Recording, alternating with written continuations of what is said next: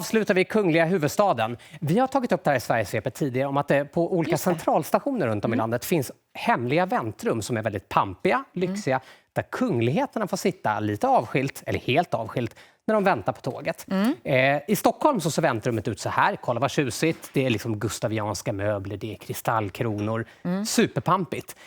Nu ska allmänheten också få testa hur det känns att sitta och vänta i det här rummet. På fredag så öppnas dörrarna till det här hemliga utrymmet. Det är väl superhäftigt. Man får bara gå in och testsitta lite. Jajamensan. Och då tänker jag, då gör det ju ingenting om tåget är försenat om man får vistas i den här pampiga miljön. Hoppas de har bra matservering där inne också. Och det jag var inne på också, det finns även en kunglig toalett. Ja, som man kan få prova på. Det kanske är sammetsväggar, vad vet jag. Ja, vi har ju faktiskt ingen aning. Vi får prova på fredag då, Henrik. Ja, vi ställer oss i kö.